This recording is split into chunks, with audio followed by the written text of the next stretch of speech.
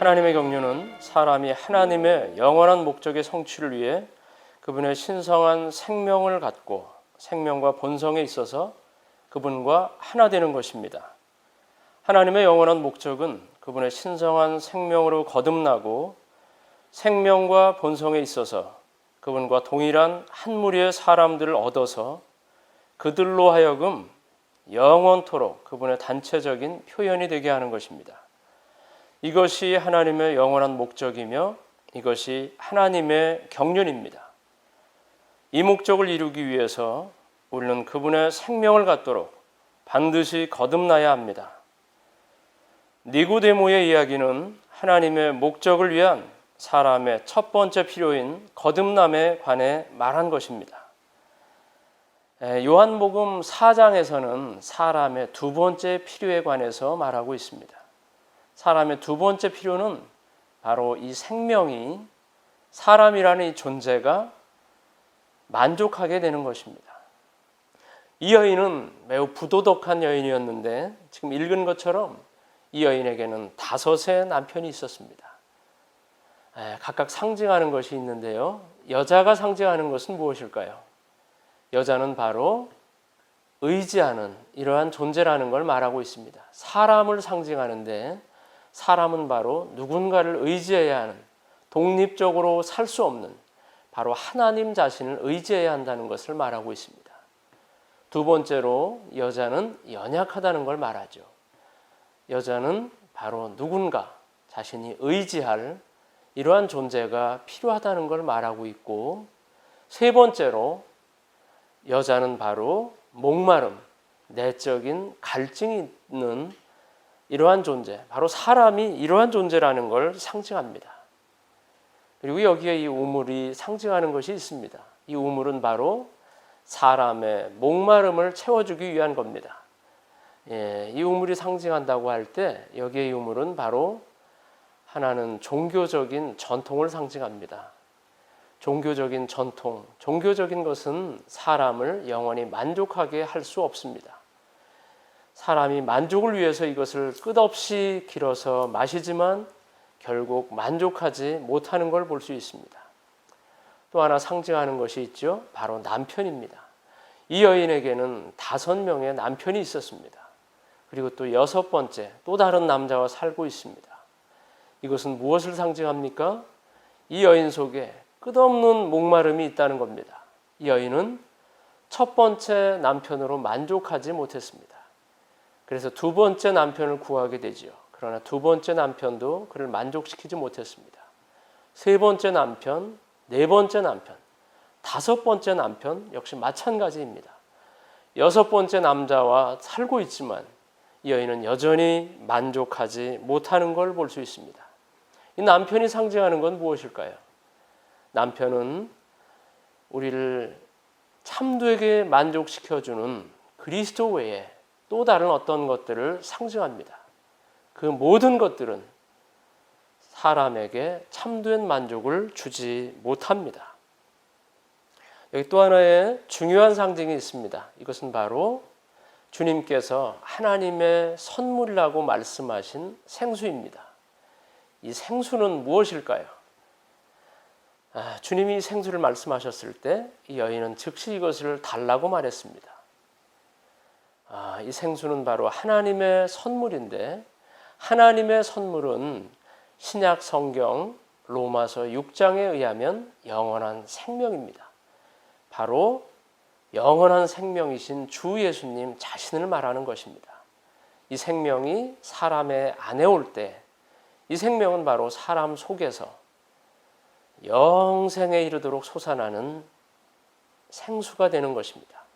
이 생수를 마시는 사람은 다시 목마르지 않게 됩니다. 모든 사람에게는 목마름이 있습니다.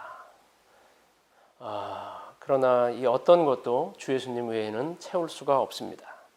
많은 사람은 교육을 통해서, 또 어떤 사람은 물질을 통해서, 또 어떤 사람은 쾌락을 통해서 이러한 목마름을 채우고자 합니다. 그러나 우리의 체험과 또 하나님의 말씀인 성경에서 보여주는 것은 바로 하나님 자신이신 영원한 생명이 아니면 이 빈 그릇인 사람이라는 존재는 채워지지 않는다는 걸 알 수 있습니다. 우리는 이 영원한 생명이신 주님을 우리 속에 받아들임으로 우리의 목마름이 해소되는 이러한 축복을 누리기 원합니다. 그러면 이 생수를 어떻게 얻을 수 있을까요? 이 여인이 주님께 생수를 구했을 때 주님은 말씀하십니다. 남편을 불러와라. 남편을 불러오라고 말씀하신 것은 바로 주님께로 돌이키라는 것입니다. 그 어떤 것도 그 여인을 만족시키지 못했고 이제는 하나님을 향해서 돌이키라는 말씀입니다. 바로 회개입니다. 또 하나는 바로 하나님께서 영이시라는 것을 말씀하고 있습니다. 그러면서 이제는 때가 예루살렘에서 경배하는 때도 아니고 바로 이 산에서 경배하는 때도 아니고 영 안에서 하나님을 경배해야 한다고 말하고 있습니다. 바로 사람에게 영이 있다는 것을 알고 영이신 하나님을 받아들여야 하는 것입니다. 그리고는 세 번째는 이제 이분을 회개하고 영을 사용해서 이분을 받아들여야 한다는 것입니다. 그럴 때 영원한 생수를 사람이 얻을 수 있게 되고 영원히 만족하게 되는 것입니다. 요즘에 국내에서든 국외에서든 고위층이나 또한 상류층에 속한 사람들이 그에 맞지 않는 행동을 함으로 많은 질타를 받는 걸 볼 수 있습니다. 이것처럼 앞서서 우리는 요한복음 3장에서 거듭남의 필요를 알고 있습니다. 이 거듭남에서 상류층에 속하는 도덕적인 니고데모와 또한 이번에 다루는 4장에서 부도덕한 여인은 사마리아 여인은 같은 사람이라고 할 수 있습니다. 우리는 외적으로 도덕적인 것처럼 보이지만 내적으로 볼 때 모두가 부도덕한 사람인 것입니다. 요한복음 4장에서 우리는 유대에서 갈릴리로 가실 때에 사마리아를 통과하는 예수님을 볼 수 있습니다. 여기에는 야곱의 우물이 있었습니다. 여기에서는 예수님과 함께 한 사마리아 여인이 등장합니다. 예수님은 이전에 거듭남의 필요를 채웠던 니고데모는 밤에 남자였던 그를 1대1로 만났지만 사마리아 여인을 만날 때에는 낮에 밖에서 만나는 것을 볼 수 있습니다. 이처럼 예수님의 어떠함은 우리보다 더 뛰어난 것입니다. 사마리아 여인은 낮에 아무도 찾지 않는 우물가를 혼자 갈 수밖에 없는 부도덕한 여인이었습니다. 지금 여러분들은 안방에서 텔레비전을 통해서 아니면 스마트폰을 통해서 이 영상을 보고 계실 것입니다. 이러한 영상이 바로 주님이 우리를 방문하고 계시는 것입니다.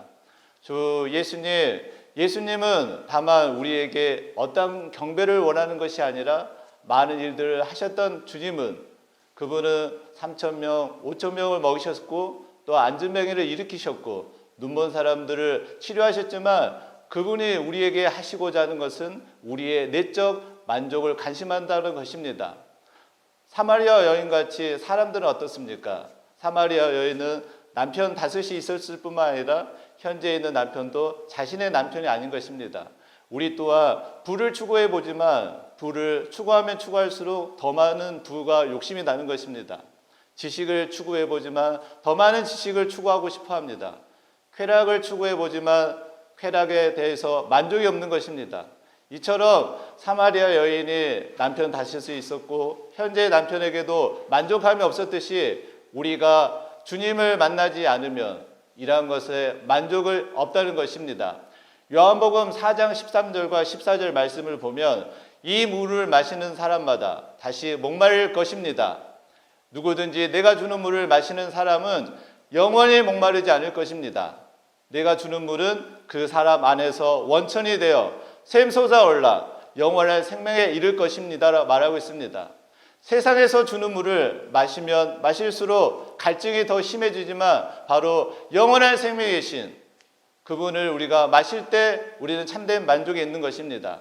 그분이 주는 물은 그분이 어떠한 것을 주는 것이 아니라 그분 자신이 생명을 주는 물이시라는 것입니다. 우리가 이 생명을 주는 물을 마실 때 우리는 많은 갈증에서 해결되어지고 다시 목마르지 않는 상태가 될 것입니다. 여러분, 이 생수를 얻기를 원하십니까? 이 생수를 어떻게 얻을 수 있습니까? 우리가 요한복음 4장을 자세히 볼 때 먼저 죄들의 자백이 필요합니다. 사람이 죄를 범해서 죄인입니까? 아니면 죄인이기 때문에 죄를 범하는 것입니까? 사람은 죄인이기 때문에 죄를 범하는 것입니다. 부도덕한 여인도 남편 5이 있었고 지금 살고 있는 남편도 그의 남편이 아니기 때문에 부도덕한 사람이라는 말을 들었습니다. 우리는 부도덕한 사람이라고 할 수 있는데 이것은 우리가 참 남편이신 그분을 의지하거나 그분에게 만족함을 구하지 않고 다른 것을 의지하고 다른 것에 만족함을 구하기 때문에 우리 모두는 부도덕한 사람들인 것입니다. 우리가 하나님 앞에 잠잠히 나가 그분께 기도해 볼 때 그분은 우리의 많은 죄들을 비추실 것입니다.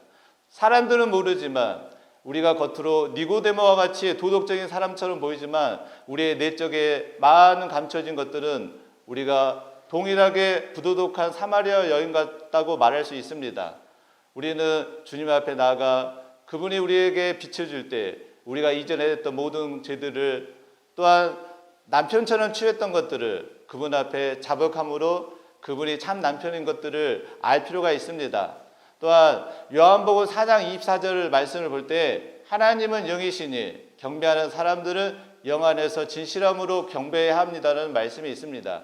이처럼 사람들은 하나님을 위해서 많은 것들을 큰 예배당을 지어주길 원하고 또한 많은 봉사를 하길 원하고 또한 그분을 위해서 열심을 내길 원하지만 지식을 추구하길 원하지만 하나님은 다른 것을 관심하지 않고 바로 우리에게 들어오셔서 우리의 생명수가 되기를 원하십니다. 이러한 우주 만물을 창조하신 하나님이 우리에게 생명의 물이 되기 위하여 그분은 사람이 되셨고 인생을 사신 후에 우리의 죄들을 위하여 십자가에서 죽으셨을 뿐만 아니라 고린도전서 15장 45절 말씀을 보면 마지막 아담은 생명 주시는 영이 되셨다고 하셨습니다. 그분은 죽고 부활하셔서 생명 주시는 영이 되심으로 바로 우리가 그분의 이름을 부를 때마다 생명수이신 그분을 마실 때 우리 안에 들어오셔서 우리의 참된 만족이 되는 것입니다. 주 예수님, 여러분 이 생수를 마시고 싶지 않으십니까? 여러분의 갈증을 이 생수를 마심으로 해결할 수 있기 원합니다. 생명 주시는 영이 되신 그분을 우리는 그분의 이름을 불러서 마실 수 있습니다. 주 예수님, 우리가 그분의 이름을 불러 그분을 받아들일 때 그분은 생수가 되어 우리에게 영원한 생명이 되실 것입니다. 우리의 참 만족이 되실 것입니다. 여기서 한 가지 더 이야기 드리고 싶은 것은 이 사마리아 여인이 예수님을 만난 후에 그는 자신의 동네에 가서 그분에 대해서 간증하는 걸 볼 수 있습니다. 이 시간을 통해서 영원한 생명을 얻으신 여러분이, 만족을 얻으신 여러분이 우리에게 있는 주위에 있는 사람들에게 이러한 말씀을 전해준다면 여러분은 이 참된 만족과 영원한 생명의 기쁨을 더 확인할 수 있을 것입니다. 주 예수님, 여러분이 이러한 참된 생수이신 그분을 마실 뿐만 아니라 마심으로 또한 사람들에게 전해줘서 이러한 것들에 대해서 더 기쁨을 나눌 수 있길 원합니다. 한마디 기도하고 이 시간을 마치도록 하겠습니다. 주 예수님 사랑합니다. 참된 만족이 없던 우리에게 찾아오셔서 우리에게 생수가 되시고 영원한 생명에 이르게 하신 주님, 당신께 감사합니다. 이러한 생명이 우리를 통하여 우리의 가족과 친척과 친구들과 이웃들에게 흘러가므로 더 당신이 만족하실 수 있도록 우리가 복음의 통로가 되게 하여 주소서.